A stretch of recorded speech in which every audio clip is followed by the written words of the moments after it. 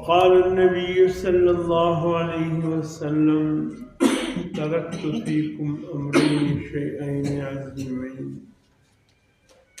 لن تضلوا إن تمسكتم بهما كتاب الله وسنتي صدقت يا رب العالمين وصدق رسوله النبي الأمي الكريم ونحن على ذلك لمن الشاهدين والشاكرين والحمد لله رب العالمين. یا الہی تو ہمیں عامل قرآن کر دے، پھر نئے سرے سے مسلمان کو مسلمان کر دے. وہ پیغمبر جس سے سرتاج رسول کہتے ہیں، اس کی امت کو ذرا تابع فرمان کر دے. میرے واجب الاحترام بزرگوں اور عزیز دوستو، میں اور آپ اس وقت ایک ایسے امتحانی اور آزمائش کے دور میں موجود ہے. ہر طرف سے آزمائش ہے، نہ ختم ہونے والا ایک امتحان ہے.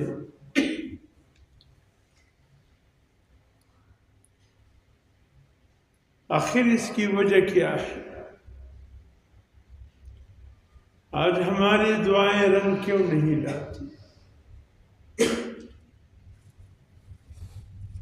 آج ہماری زندگی کے کچھ نہ کچھ اعمال، وہ اعمال رنگ کیوں نہیں لاتے؟ فکر کی بات تو یہ ہے، سوچنے کی بات تو یہ ہے، کسی نہ کسی درجے میں نمازی بھی ہم میں موجود ہے، عبادات بھی ہم میں موجود ہے، روزہ بھی ہے، زکوٰۃ بھی ہے، حج بیت اللہ اور عمرے بھی ہے، سب کچھ ہے. شاید کہ روئے زمین پر اتنی بڑی تعداد لوگوں نے کبھی تاریخ میں عمرہ ادا کیا ہو جس قدر تعداد اس سال بیت اللہ شریف کے حاضری کے وقت عمرہ زائرین کا موجود. حتیٰ کہ اخباری ذرائع سے یا معلوماتی ذرائع سے یہ پتہ چلا کہ اس سال پورے عالم اسلام سے 2.5 کروڑ لوگوں نے عمرہ ادا کی. بہت بڑی تعداد. حتیٰ کہ عام نمازوں کے وقت منتظمین بیت اللہ کو کہنا پڑا کہ لوگوں اپنے اپنی گھروں میں نماز پڑھو، گنجائش نہیں ہے.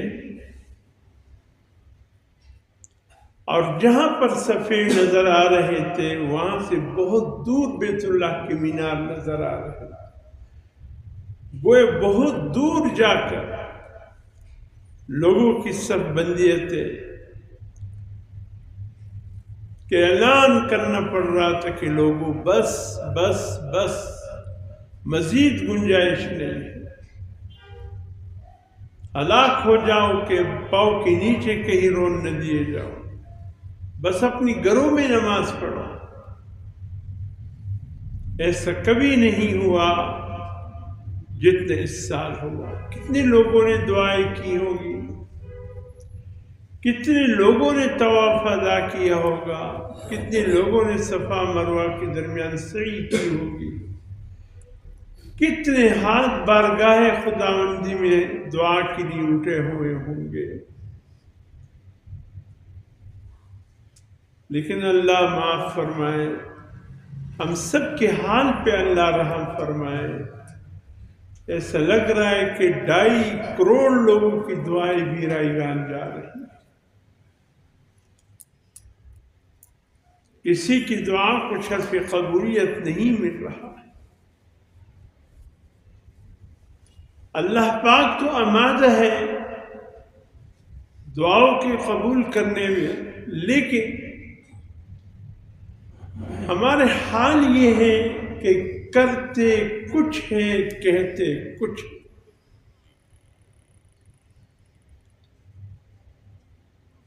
کلمہ پڑھنا ایک دو بول نہیں ہے، ایک دو بول کے نام بہ کلمہ پڑھ لیا جائے۔ کلمہ تو ایک زندگی ہے، ذات اسلام کے مطابق زندگی گزارنے کا اصول ہے۔ صرف یہ نہیں کہ خالی خولی پڑھ لیا لا الہ الا اللہ محمد الرسول اللہ، یقیناً بہت بڑی بات ہے۔ اشہد ان لا الہ الا اللہ وحدہ لا شریک لہ واشہد ان محمد، بہت بڑی بات ہے، لیکن صرف یہی نہیں، اس سے آگے بھی تو کلمے کی تقاضے کچھ اور ہے۔ ایک طرف لا الہ الا اللہ کی ذات ہے، دوسری طرف محمد الرسول اللہ کی ذات ہے۔ علماء نے کیا خوب فرمایا، کلمہ لا الہ الا اللہ محمد الرسول اللہ، ایک ایسا کلمہ ہے جس میں اللہ نے کوئی نقطہ نہیں رکھا،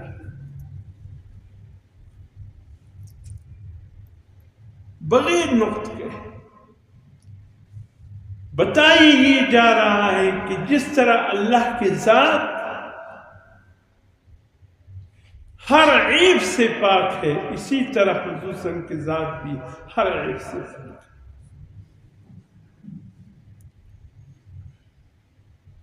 اور عجیب بات یہ ہے، لا الہ الا اللہ 12 الفاظ ہیں۔ جس طرح لفظ کلمہ کا پہلے ہی لا الہ الا اللہ 12 الفاظ پر مشتمل ہے، بعینہ ہی اسی طریقے سے محمد الرسول اللہ بھی 12 الفاظ پر مشتمل ہے۔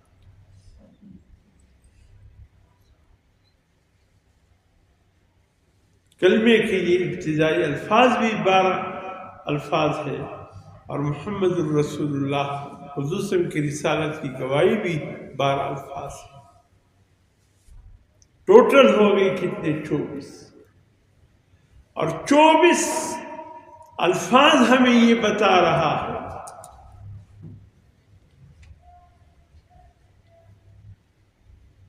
کہ لا الہ الا اللہ یہ 24 گھنٹے پر دلالت کرتا ہے۔ 24 گھنٹے، یہ 12 گھنٹے، 24 گھنٹوں میں 12 گھنٹے لا الہ الا اللہ، اور بقیہ 12 گھنٹے محمد رسول اللہ۔ گویا دن رات کے جو ساعت ہے وہ 24 گھنٹے پر مشتمل ہے، کلمے کے جو الفاظ ہیں وہ بھی 24 الفاظ پر مشتمل ہے۔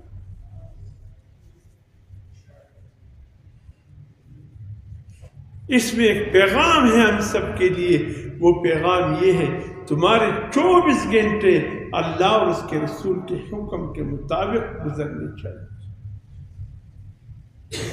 جس طرح کلمے میں ایک لفظ کی کمی بھی اللہ کو منظور نہیں، اسی طریقے سے 24 گھنٹے میں بھی کوئی ایک لمحہ بھی اللہ کی بندگی کے بغیر اللہ کو منظور نہیں۔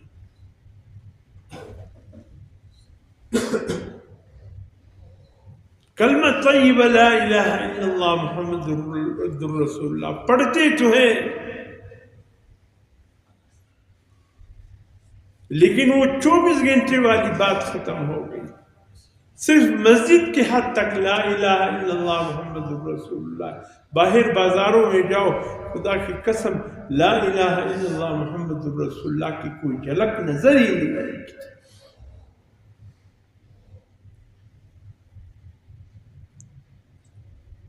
سورہ فاتحہ کے ہر رکعت میں اللہ سے دعا کرتے ہیں، اہدنا الصراط المستقیم، اے اللہ صراط مستقیم دکھا دیجیے۔ اللہ سے دعا کرتے ہوئے ہم مسجد سے قدم نکالتے ہیں۔ مسجد سے قدم باہر نکلتے ہی میرے محترم دوستو صراط مستقیم کے الٹ ہو رہا ہے۔ معاف کیجیے، معاملات بگڑ گئی ہیں، معاشرات بگڑی ہوئی ہیں، عبادت کا جو حال ہے وہ سب کے سامنے۔ اخلاق کو ہم نے کیا سمجھ رکھا ہے؟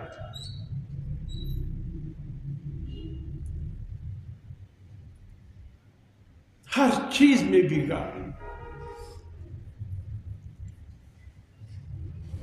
اللہ رب العزت نے بڑے دو ٹوک الفاظ میں فرمایا، لقد کان لکم فی رسول اللہ اسوۃ حسنہ، اے میرے بندو تمہارے لیے صرف اور صرف حضور صلی اللہ علیہ وسلم کی زندگی نمونہ حیات ہے۔ بس اتباع کرنی ہے تو اس ہستی کی کرنی ہے، نہیں تو باقی سب۔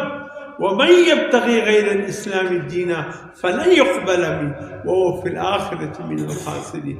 جو حضور صلی اللہ علیہ وسلم کی طریقے سے ہٹ کر کوئی طریقہ کل قیامت کے دن اللہ کے حضور لے کر آئے گا، اللہ فرمائیں گے فَلَن يُقْبَلَ مِنْهُ، ہم حضور صلی اللہ علیہ وسلم کی زندگی سے ہٹ کر کسی کی زندگی بھی قبول نہیں کریں گے، کسی کے اعمال بھی قبول نہیں کریں گے۔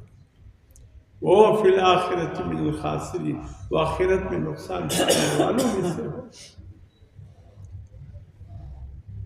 صرف ایک طریقہ ہے جناب رسول اللہ صلی اللہ علیہ وسلم، بس باقی باتیں ختم ہو گئی۔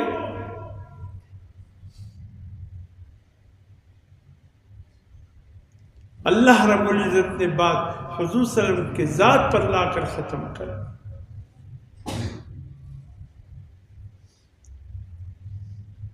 من یطع الرسول فقد اطاع اللہ، جو حضور صلی اللہ علیہ وسلم کے اتباع کرے گا وہ در حقیقت اللہ کے اطاعت اور اتباع کرے گا۔ کبھی سوچا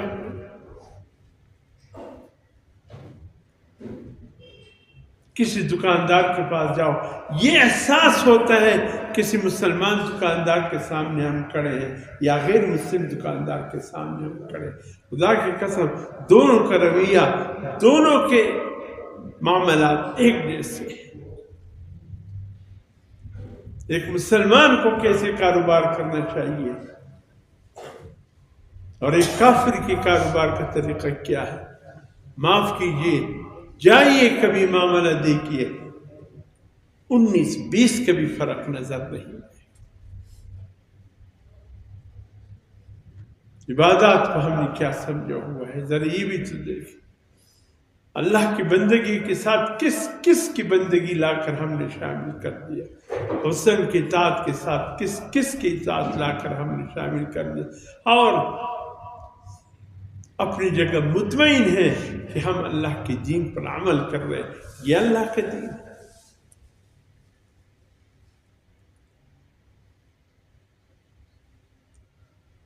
میں کسی کو اولیاء کی مزارات پر جانے سے نہیں روکتا، ضرور جاؤ، اللہ کے نیک بندوں کی مدد دعا کرو، لیکن جو کچھ وہاں ہو رہا ہے کیا یہ اسلام ہے؟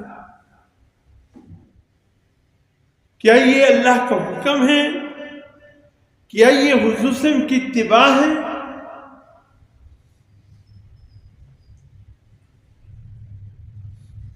ایک دفعہ کچھ صحابہ اکرام باہر سے تشریف لائے، ایران، روم، ان تمام علاقوں کو دیکھنے کے بعد آ کر حضور صلی اللہ علیہ وسلم کے سامنے بیٹھ گئے، کہا یا رسول اللہ صلی اللہ علیہ وسلم ایک درخواست لے کر ہم آئے ہیں۔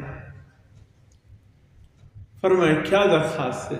فرمایا یا رسول اللہ ابھی ہم گئے تھے، ایران کے حالات کس طرح کی بھی دیکھے، روم کے حالات، شاہ روم کے بھی ہم نے حالات دیکھے، ہم نے پوری دنیا کی بادشاہوں کے حالات دیکھے۔ حضور نے فرمایا پھر کیا دیکھا؟ کہا یا رسول اللہ ہم نے دیکھا جو بھی آتا ہے وہ اس وقت کے بادشاہ کے سامنے جھک جاتا ہے، کوئی رکوع کرتا ہے تو کوئی سجدہ کرتا ہے، سب کے جھکاوے کا انداز ہے۔ وَأَنْتَ أَحَقُّ أَنْ يُسْجَدَ لَكَ یا رسول اللہ صلی اللہ علیہ وسلم، یا اللہ کے رسول آپ زیادہ اس بات کے مستحق ہے کہ ہم آپ کے سامنے سجدہ کریں۔ صبح شام ہم آپ کے سامنے جھکے. یہ دنیا کی بادشاہوں کے سامنے لوگ جھکتے ہیں، سجدہ کرتے ہیں، آپ زیادہ اس بات کے مستحق ہیں ہم آپ کے سامنے جھکے، آپ کا سجدہ کریں. فرمایا لو کنت آمر ان یسجد لأحد لامرت النساء ان یسجد لازواجہن.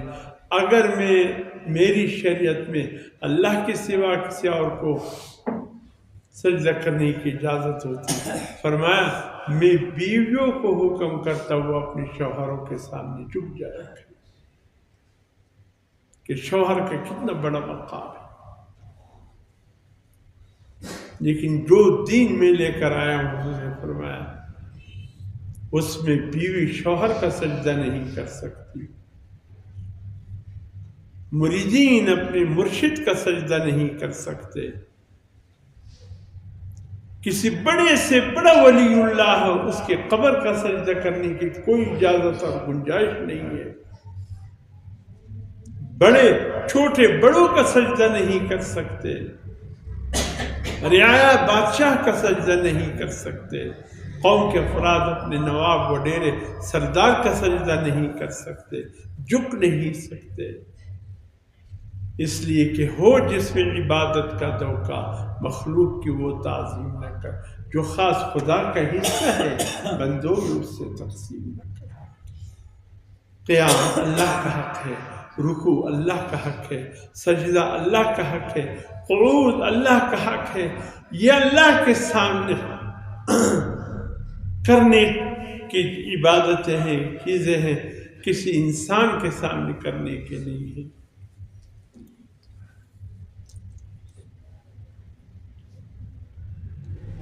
لیکن اولیاء کے مزارات میں کیا ہو رہا ہے؟ یہ ڈھول، یہ باجے، یہ دھمال، یہ ڈمکے، یہ رقص، استغفر اللہ. خدا کی قسم ان میں اور ہندو میں کیا فرق ہے؟ ایک ذرے کا بھی فرق نہیں ہے. خدا جو ہندو کرتے ہیں وہ یہی کر رہے ہیں، مسلمان ہو کر یہ کرتے ہیں، وہ ہندو ہو کر یہ کرتے ہیں. ان کو ہندو ہوتے ہوئے اس قسم کی عبادت کرنا ان کے مذہب کو تو زیب دیتا ہے، لیکن ہماری شریعت میں یہ زیب نہیں دیتا. کون سا طریقہ ہے؟ عبادتوں کا کیا حال ہے؟ کہیں نقل مرقد کے چاؤں پہ سجدے، کہیں مرنے والوں کے پاؤں پہ سجدے، اشاروں میں سجدے، نگاہوں میں سجدے، ادھر ادھر خانقاہوں میں سجدے. سجدہ کرنے پر آئے تازیوں کو، دلدل کو، گدے کو، گھوڑے کو، گائے کو، ہر وہ جانور جو اللہ نے انسان کی خدمت کے لیے پیدا کیا، جھکنے پر آئے ان جانوروں کے سامنے جھک جاتے ہیں. نہیں کرنے پر آئے اللہ جیسے خالق لم یزل کے سامنے ان کی جبین نہیں جھکتی.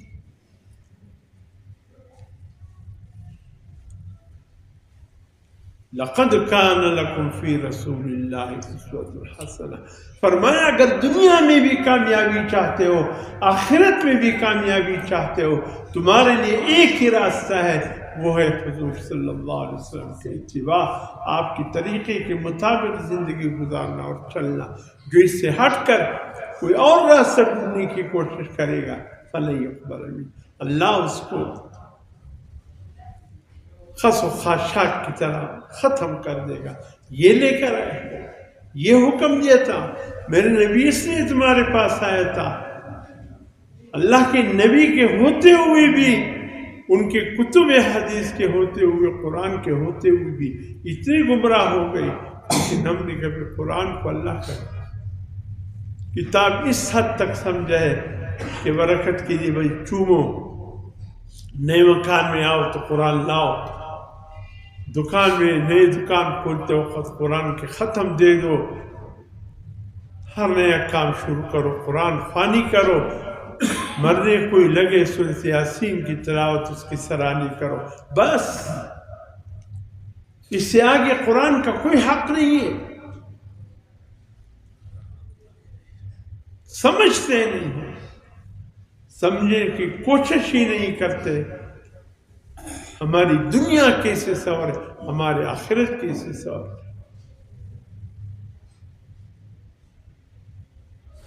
جب میں کہتا ہوں یا اللہ میرا حال دیکھ، حکم ہوتا ہے بندے اپنا نام اعمال کو دیکھ۔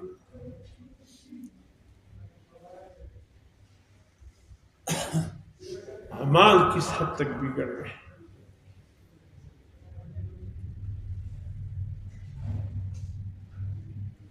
آج امت مسلمہ جس درد اور کرب سے گزر رہے، میرے محترم دوستو، یہ ہمارے اپنے اعمال ہیں۔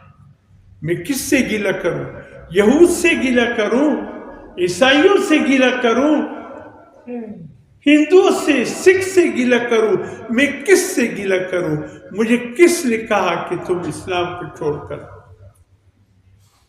غیر اللہ کے طریقے اختیار کرو؟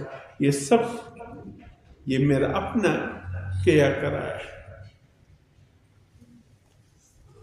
اسلام کے احکامات مجھے پسند نہیں، اسلام کا طریقہ مجھے پسند نہیں، اسلام کی عبادات کے طریقے مجھے پسند نہیں، اسلام کے معاملات معاشرت مجھے پسند نہیں، اسلام کے مسائل اخلاق ہمیں پسند نہیں۔ حضور صلی اللہ علیہ وسلم یہ دن تو نہیں بتا گئے جس دن پہ میں اور آپ موجود ہیں۔ خطبہ حج حضور صلی اللہ علیہ وسلم کا وہ آخری خطبہ ہے تقریباً، جو حج کے موقع پر آخری عبادت جو حضور صلی اللہ علیہ وسلم نے ادا فرمایا، اور اس کے بعد اللہ کی دین کا سلسلہ مکمل ہو گیا۔ یہ کہہ کر عصر کا وقت تھا، سورج غروب ہونے سے پہلے حضور صلی اللہ علیہ وسلم اونٹنی پر سوار تھے، دامن جبل رحمت کے کنارے۔ یہی اونٹنی آپ صلی اللہ علیہ وسلم کا منبر تھا۔ کبھی دائیں جا رہے ہیں، کبھی بائیں جا رہے ہیں، کبھی بیچ میں جا رہے ہیں، پیغام پہنچا رہے۔ فرمائے جن تک نہیں پہنچے بیچ کے بندے، میری بات اگلوں تک پہنچا دے، اس لیے کہ لاؤڈ اسپیکر کا زمانہ تو تھا ہی نہیں۔ ایک انسان سن کر دوسرے تک حضور کا پیغام پہنچا رہے تھے۔ یہی وہ وقت تھا، پورا دین کا خلاصہ حضور صلی اللہ علیہ وسلم نے اسی مقام پہ سامنے رکھا۔ 23 سال میں جو اللہ کا دین آپ پہ نازل ہوا، اس کا پورا خلاصہ آپ صلی اللہ علیہ وسلم نے امت کے سامنے رکھا۔ فرمایا دیکھنا میرے بعد اس سے ہٹ کر تمہاری زندگی تبدیل نہ ہو جائے۔ اور آخری بات جو آپ نے فرمایا سنو، 2 چیزیں تم میں چھوڑ کے جا رہا ہوں، لن تضلوا ان تمسکتم بہما، ہرگز قیامت تک تم گمراہ نہیں ہوں گے جب تک تم ان دونوں کا اتباع نہ کرو۔ فرمایا کتاب اللہ و سنتی، ایک اللہ کا کلام تم میں چھوڑ کے جا رہا ہوں، ایک اپنا طریقہ تم میں چھوڑ کے جا رہا ہوں۔ جس طرح قرآن محفوظ ہے، اس طرح حضور صلی اللہ علیہ وسلم کے طریقے محفوظ ہے، آپ کی حدیث محفوظ ہے، آپ کی وحی محفوظ ہے، ایک ایک چیز محفوظ ہے۔ گمراہ لوگوں کے ایمان کو متزلزل کر رہے کہ حدیث ٹھیک نہیں ہے، قرآن ٹھیک ہے، حدیث ٹھیک نہیں ہے۔ ارے بدبختوں عمل نہیں کرتے، نہ صحیح حدیث کے انکار تو نہ کرو۔ اگر حدیث کو بیچ میں سے ہٹاؤ، قرآن تمہارا باپ سمجھائے گا۔ نماز کے طریقے، عبادت کے طریقے، معاملات معاشرت کے طریقے، یہ کوئی اور آ کر ہمیں سمجھائے گا۔ جب حدیث محفوظ نہیں، اس پر عمل ہی نہیں کرنا ہے، تو پھر کس چیز پر عمل؟ یہ بھی اسلام کے دشمن ہے، حدیث کے دشمن ہے۔ جب حضور نے فرما دیا 2 چیزیں تمہیں چھوڑ کے جا رہا ہوں، قیامت تک تمہارے ساتھ رہے، ایک قرآن اور ایک حدیث، اس کی دامن سے وابستہ رہو گے، کبھی بھی گمراہ نہیں رہو گے۔ اگر ان میں سے ایک کو بھی چھوڑ دیا تم گمراہ ہو جاؤ گے۔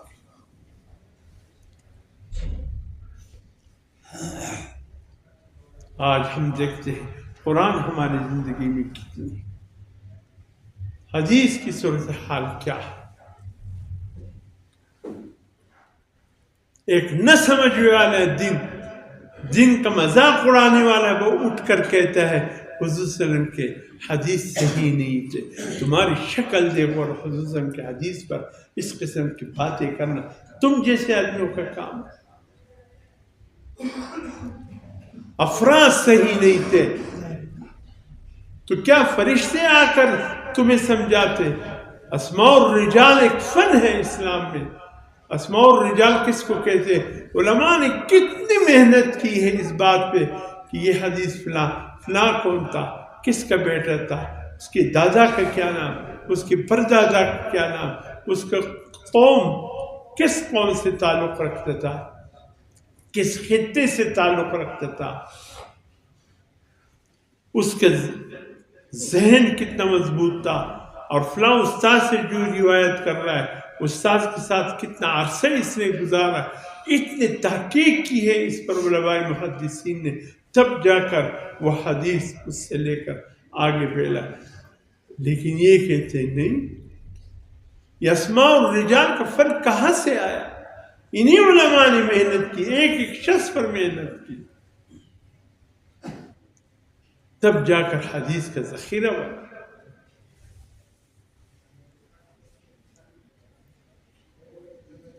نہ کرنے کی بہانے یہ حدیث اس لیے میں عمل نہیں کرتا کہ حدیث صحیح ذریعے سے ہم تک نہیں پہنچا. تمہارے جیسے شکل والا اٹھ کر کہتے حدیث صحیح طریقے سے، وہ تو تابعین تھے، تب تابعین تھے. اگر وہ غلط تھے تم کیسے صحیح ہو سکتے ہو؟ 1400 سال کے مسلمان، تمہارا کون سا طریقہ صحیح ہے؟ تم تابعین کو غلط کہتے ہو، تب تابعین کو، محدثین کو. اسماء الرجال پر محنت کرنے والے اگر گمراہ تھے، تم آگے بہت دین کو سمجھنے والے. ایسے خناس بھی پیدا ہوئے اسی معاشرے میں، موجود ہے. یہ فتنے دن بدن تازہ ہوتے چلے جائیں گے. اپنی دین کی لاج رکھو میرے محترم. خدا را قرآن کو سمجھنے کی کوشش کرو، حدیث کو سمجھنے کی کوشش، ان کی دامن سے وابستہ ہو جاؤ تاکہ اللہ کا دین محفوظ رہے اور دنیا کی کوئی طاقت تمہیں گمراہ نہ کر سکے. ورنہ ہر شکل میں دین کے دشمن موجود ہیں، ہر شکل. بظاہر امامے بھی باندھے ہوں گے، بظاہر داڑیے بھی ہوں گے، بظاہر اس کے شان شوکت بھی علماء والا ہوگا، لیکن دین سے اتنے دور ہوں گے جس سے کوئی انتہا نہیں. ان کا دین سے کیا تھا؟ آج اللہ کی دین کے ساتھ مذاق، آج اللہ کے قرآن کے ساتھ مذاق، آج حضور صلی اللہ علیہ وسلم کے حدیث کے ساتھ مذاق. شاید یہ حالات اس وجہ سے تو نہیں ہے ہم کو.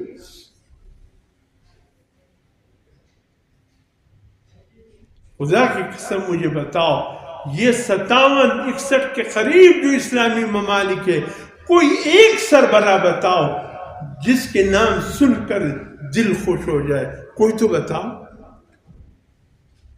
یہ سب یہودی کی ایجنٹ ہے، یہ سب عیسائیوں کی ایجنٹ ہے، یہ سب ہندوؤں کی ایجنٹ ہے. ان کی وجہ سے آج مسلمان خون کے عنصر ہو رہے ہیں. اس ٹائم مجھے کہنے دے، کوئی مجھے ڈر نہیں اس بات پر. اس وقت دنیا کا سب سے بڑا منافق اعظم، سب سے بڑا کفار کا ہمدرد، کفار کا ساتھ دینے والا، سب سے بڑا محمد بن سلیمان، سعودی عرب کا ولی عہد ہے. اس وقت وہ سب سے بڑا شیطان ہے. اس بات کو نہ دیکھو کہ وہ بیت اللہ شریف اور روضہ رسول کو اللہ پاک نے ان کے اور ایسے بہت سے شیطان آئے. سب سے بڑا شیطان یہ آپ کے اردن کے موجودہ شاہ عبداللہ کے دادا انتہائی شیطان انسان تھا، جس نے بیت اللہ کے بھی ٹکڑے ٹکڑے کیے، امت مسلمہ کے ٹکڑے ٹکڑے کیے، جس نے سلطان عثمانیہ سلطنت تھی، زبردست ایک عالمی قوت، کافر مسلمان کی طرف دیکھ نہیں سکتے تھے، ڈر جاتے تھے جب سلطنت عثمانیہ کو دیکھتے. لیکن وہ جب بک گیا، مسلمانوں کی طاقتیں پارا پارا ہو گئی، کوئی دبئی بنا، کوئی کویت بنا، کوئی ابوظہبی بنا، کوئی قطر بن گیا، کوئی کیا بن گیا، کوئی کیا بن، امت مسلمہ کو اس بدبخت مسلمان نے پارا پارا کر دیا. اللہ اس کو جہنم کے اسفل السافلین میں جلائے، اس بدبخت کو جس نے مسلمانوں کو اکٹھا ہونے نہیں دیا. خود مسلمان کا مسلمانیت کے لبادہ اوڑا، لوگ اس کو مسلمان سمجھ رہے تھے.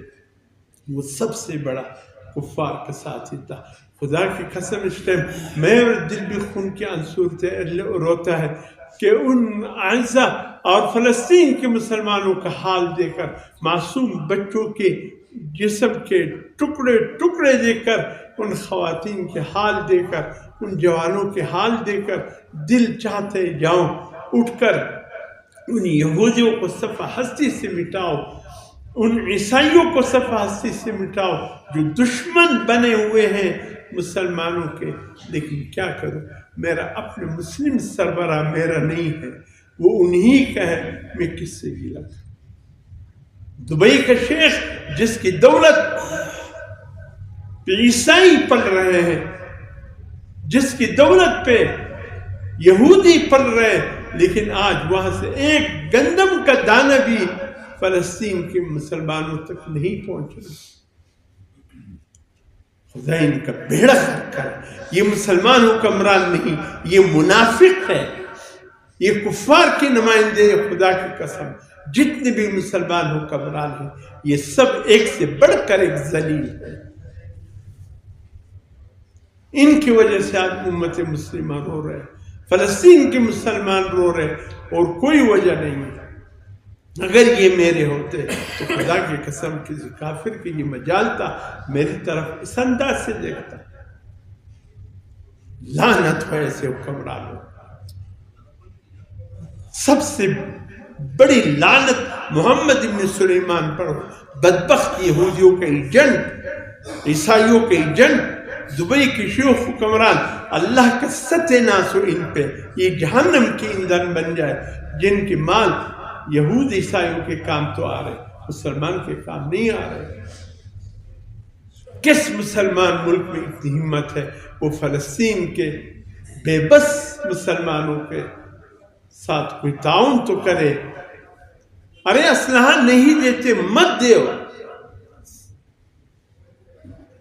ایک کھانے پینے کی چیزیں تو پہنچاؤ ان غریب مسلمانوں.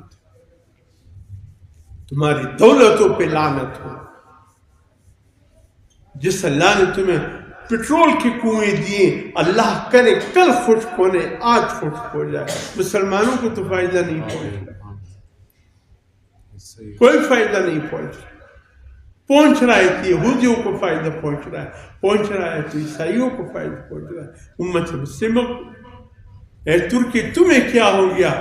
تو بہت دعویٰ رکھتا تھا میں ایسا ہوں، یہ ایسا ہوں. تف ہو تمہارے اوپر. جتنے مسلمان حکمران ہیں خدا کی پٹکار ہو ان پہ. ہم نے بھی رمم سنبھال کے رکھو. نہیں محفوظ ہے. محفوظ کیا کرنا ہے؟ ڈال دو کراچی کے بحر عرب میں، اس کو بہا دو. کسی کام میں تو آنا نہیں. تمہارے شاہین غوری اس قسم کی مضامین تم لوگوں نے بنائے ہیں، کسی کام کی تو نہیں ہے. پھینک تو بحر اسود میں. کیا کرنا ہے ان کو؟ کسی مسلمان کے کام تو نہیں آ رہا. کب تمہارے اسلحہ تمہارے مسلمانوں کے کام آئے گا؟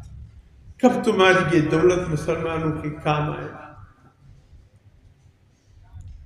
اس معصوم بچوں کے خون کے لوتڑے تمہاری مردہ ضمیروں کو تو جگا نہیں سکتے. تم ہو ہی بے ضمیر. جتنے مسلمان حکمران ہیں خدا کی پٹکار ہو اس پہ. ایک بھی اس لائق نہیں کہ ان کے لیے میں دعا کروں. یہی دعا ہوگی میری کہ اللہ پاک ان تمام مسلمان حکمرانوں کو اٹھا کر سمندر برد کر دے، جن کے مسلمانوں کو فائدہ نہیں پہنچ رہا ہے. فلسطین کے مسلمانوں کو فائدہ نہیں پہنچ رہا ہے. کسی جگہ مظلوم مسلمانوں کے تعاون نہیں پہنچ رہا ہے. اللہ کی لعنت ہو ان پہ. کیا کرنے ہم نے اس دولت میں؟ امریکیوں کے کام لانا ہے، یہودیوں کے کام لانا ہے، اور کیا ہے؟ میرے محترم دوستو، بس قرآن سے وابستہ رہیے، حدیث سے وابستہ رہیے، مسلم کے طریقے سے وابستہ رہے، اللہ کی مدد آئے گی۔ پھر اللہ کو تو دکھاؤ، یا اللہ ہم تیرے حبیب کے دوست ہیں، دشمن نہیں ہیں۔ اللہ کو تو اپنا ایمان قوت تو دکھاؤ۔ خالی خوری دعاؤں سے کچھ نہیں ہوگا، عزم کی ضرورت ہے۔ ہم لاکھوں کہے یا اللہ فلسطین کی مدد فرما، لیکن عمل کچھ بھی نہیں ہے۔ خالی دعاؤں سے کیا ہوگا؟ دعا کے ساتھ کہتے حضور صلی اللہ علیہ وسلم کے جب انتقال ہو رہا تھا، یہ خود یہودیوں نے لکھا ہے، ام عائشہ فرماتی اس رات اتنا تیل نہیں تھا چراغ میں کہ ہم کوئی دیا جلا سکے، جس رات حضور صلی اللہ علیہ وسلم نے، کہ آخری رات تھی دنیا میں، لیکن دیوار پر 9 تلواریں لٹک گئی، دیوار پر 9 تلواریں لٹک گئی، دشمن لرزے براندام تھا کہ یہ محمد صلی اللہ علیہ وسلم کی تلوار دکھانے کی نہیں ہے، یہ عمل کے میدان میں آئے تو پھر کتنی کفار کی سر در سے جدا ہو جائیں گے۔ ان کو پتہ تھا، انہوں نے بدر میں بھی ہماری تلوار کی جھنکار سنی تھی، انہوں نے احزاب میں بھی ہماری تلوار کی جھنکار سنی، انہوں نے حنین میں بھی ہماری تلواروں کی جھنکار سنی۔ وہ جانتے تھے یہ تلواریں لے کر ڈانس نہیں کرتے، یہ تلواریں لے کر دشمن کے گردن کو اڑانے والے۔ ہم نے بھی اپنے میشائلوں کو محفوظ کیا ہوا، محفوظ ہے، محفوظات دشمن کے کام آ جائیں گے، مسلمان کے کام تو نہیں آئے۔ اللہ رحم فرمائے، اللہ امت مسلمہ پر رحم فرمائے، اللہ ان حکمرانوں کو ہدایت دے، نہیں تو ان سے سب سے پہلے اللہ زمین کے سینے کو پاک کر دے۔